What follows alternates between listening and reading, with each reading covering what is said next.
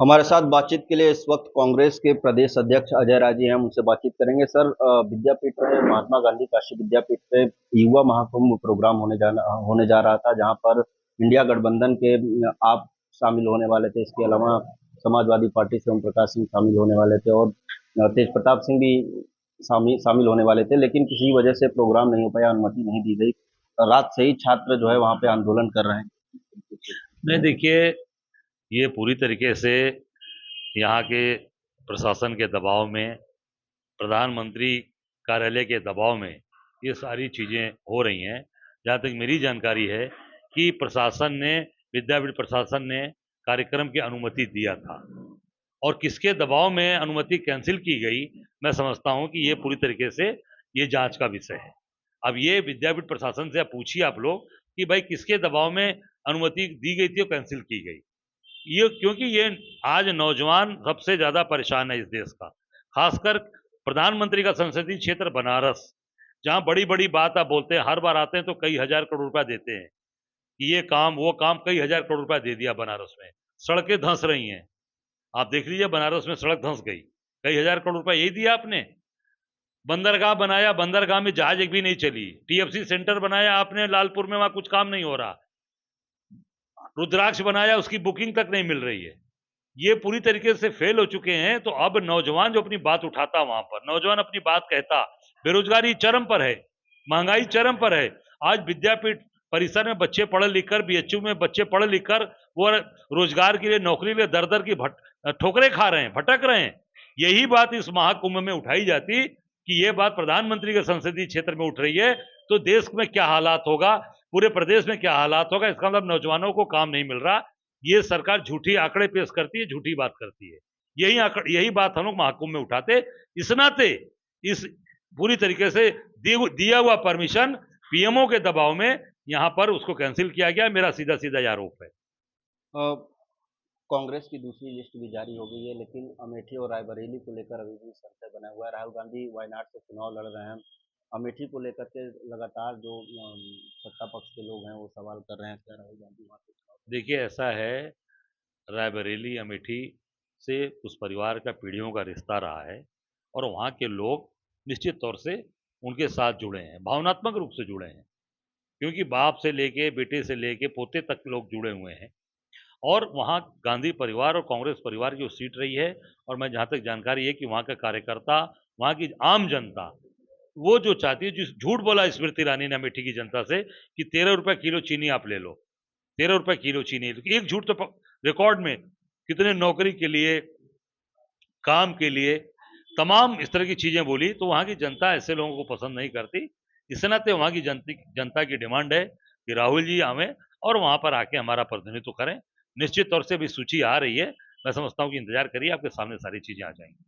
प्रियंका गांधी को रायबरेली को लेकर के कहा जा रहा है कि रायबरेली से प्रियंका गांधी चुनाव लड़ने के लिए इंटरेस्टेड नहीं है। सीधे रायबरेली से देखिए, यहाँ से जो प्रदेश इलेक्शन कमेटी ने सर्वसम्मत से अमेठी रायबरेली पे, वहाँ पर गांधी परिवार को जगह कि इनको यहाँ पे लड़ना चाहिए, प्रस्ताव किया है सर्वसम्मत से।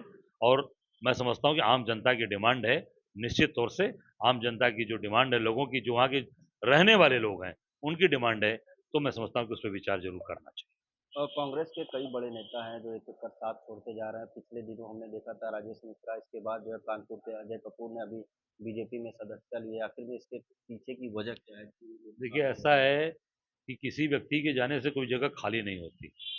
वहाँ पर काम करने वालों की कमी नहीं है, लोग काम कर रहे हैं। और मैंने पहले भी कहा था, फिर कह रहा हूँ, कांग्रेस एक वटवृक्ष है, एक बनियन ट्री है।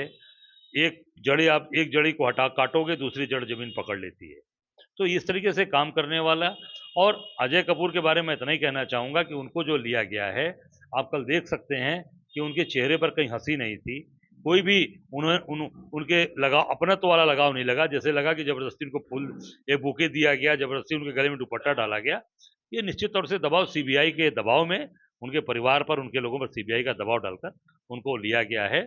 और निश्चित कांग्रेस पार्टी के अंदर कोई जाता है, कोई फर्क इसलिए नहीं पड़ता कि यहाँ पर काम करने वाले लोग, मेहनत करने वाले लोग, हमारे यहाँ बहुत बड़ी संख्या कार्यकर्ताओं की खड़ी। अब विपक्षी नेताओं पे लगातार देखा जा रहा है ईडी सीबीआई आईटी की जो छापेमारी पड़े। अभी गायत्री प्रसाद के घर पे लगातार।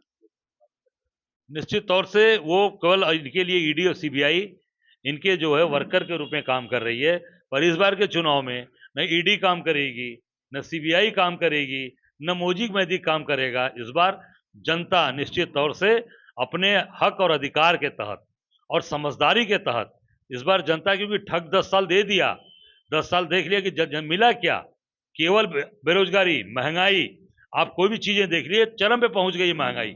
हर चीज खाने से लेकर दवा से लेकर रोज जीवन में जो जीने के लिए जो चीज चाहिए सब महंगी हो चुकी है। तो इस बार जनता पूरे अपने सोच और विचार के साथ चुनने वाली है और इस बार मोदी जी को कायदे से अपने उनको गुजरात भेजने वाली है। एक आखिरी सवाल, चुनाव से ठीक पहले सीए लागू हुआ है। ये केवल ध्रुवीकरण की राजनीति है। 4 साल पहले ये कानून बना और अभी तक आपने लागू नहीं किया था। आप चुनाव का इंतजार कर रहे थे कि 2024 का चुनाव लोकसभा आएगा तो इसको लागू करेंगे। मैं समझता हूँ कि ये केवल ध्रुवीकरण की राजनीति है और जो लोग हैं अपने देश के अंदर, जिनके पास नागरिकता है, जिनको आपने कहा था 2 करोड़ लोगों को नौकरी देंगे, उनको क्या 20 करोड़ लोगों को नौकरी दिया आपने? ये जनता चाहती है। इस पे आप व्हाइट पेपर जारी करिए, इस पे श्वेत पत्र जारी करिए कि हमने हिंदुस्तान अपने देश के लोगों को 20 करोड़ लोगों को नौकरी दिया था। जो 2 करोड़ साल का आपने वादा किया था, क्या 20 करोड़ लोग नौकरी पा गए? क्या आज लोग महंगाई से परेशान नहीं हैं? आज लोग क्या आज सबके घर में चूल्हे जल रहे हैं, सबको आज घर में खाना बन रहा है, सबका सबके साथ आज न्याय आप कर रहे हो। जनता ये देख रही है और इस पे आपका जवाब देगी।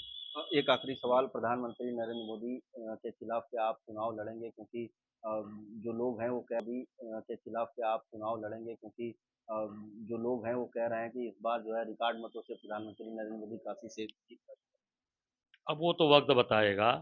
आए, वो लोग चिंता न करें, उसका समय आ रहा है।